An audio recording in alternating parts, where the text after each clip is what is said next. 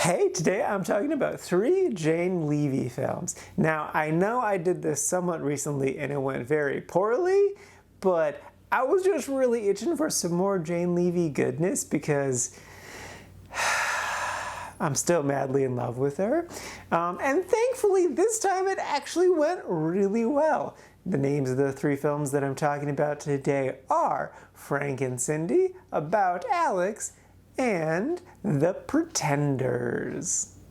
First up is Frank and Cindy. This is a 2016 film, and the premise is a little weird. This is kind of a remake of a documentary made by the same guy, but with some more stuff. So basically, after this guy graduated something, he didn't know what to do with himself, and he moved in with his mom and stepdad, and they were really dysfunctional, so he just started filming them, and then it gained popularity online, so then he decided to make a whole feature-length film, and that's how he kind of broke out into the industry. And then a decade later, he decided to make this film, which does remake random parts of the documentary, as far as I can tell. I didn't actually watch the documentary because I didn't know it existed. But then it also adds in like more context, like times when the cameras weren't rolling, the conversations that would happen between him and his parents. And then it adds in a story that I assume is not in the documentary, and that's this relationship between him and this random girl that he meets when he moves back in. Now, the fact that this movie's kind of a remake really threw me off. I was like, why is he making this film if he's basically just retelling the same story he's already told? So that put a weird taste in my mouth. I did still like the parts that they were remaking, but what I really enjoyed about this film was his relationship with Jane Levy's character. The 2 actors' chemistry was really, really solid, and I really liked their dynamic. And I especially liked how, without spoiling anything, it had more of an unconventional ending to their story in the movie, so that was really fun. I also really love Jane Levy's performance in this. It just was nice to just kind of fall in love with her again, even though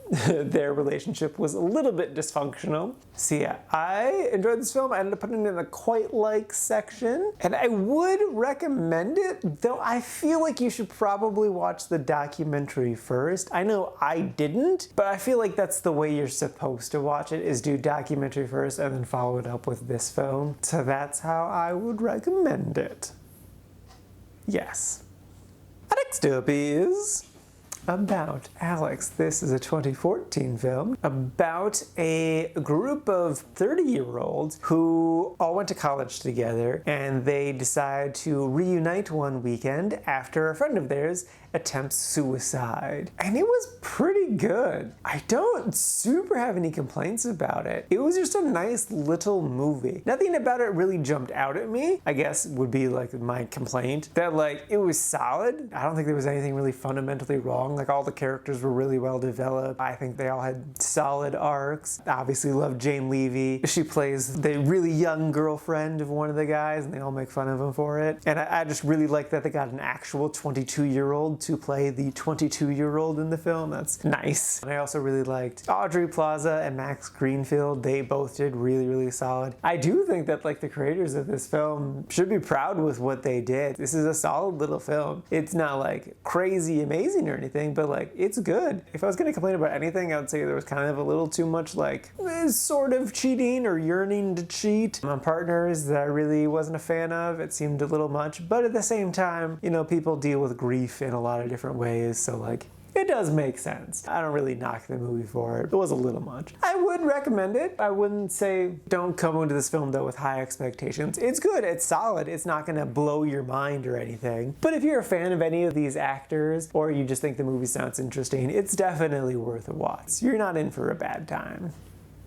And lastly is The Pretenders. This is a 2019 film directed by James Franco and written by the guy who wrote The New Mutants. And the basic premise is, this is kind of just a remake of Jim and Jules, which is a Trudeau film that I wasn't a huge fan of. It was fine, I just wasn't super into it. But really, it's a love letter to French New Wave films. And yes, this film is just as pretentious as that makes it sound. It's a lot at times. And I really hated the main character. He was such a like tip your fedora nice guy that I'm just like, you're such a loser. I really hate you so much. I did appreciate at one point he makes a short film about this girl that he does not know. And some of the other girls in the class call him out on it. They're just like, this just feels like a very surface level thing. Like, you don't know who this girl is, you just are looking at her because she's attractive. Like, you're not actually attracted to her as a person, you're just attracted to her hotness. And I'm like,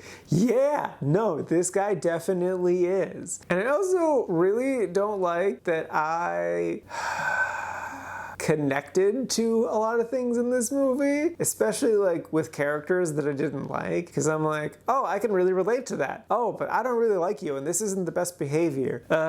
What does that say about me as a person? Do I need to fundamentally change some things about myself?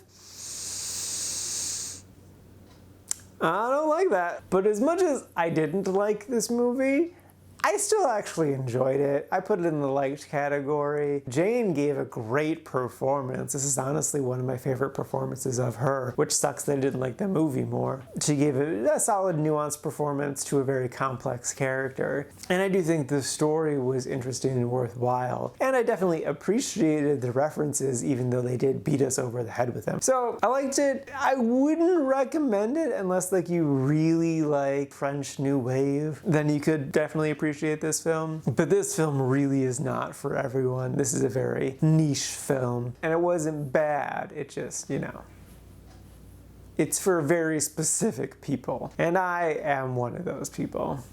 Alrighty, now for today's rankings. First up, we got Frank and Cindy sitting at number 42 in the quite like section. And then not too terribly far behind is About Alex sitting at number 49, also in the quite like section. And then bringing up the rear, rightfully so, is The Pretender sitting at number 70, right in the middle of the liked section. And this is out of a total of 111 old movies so far this year.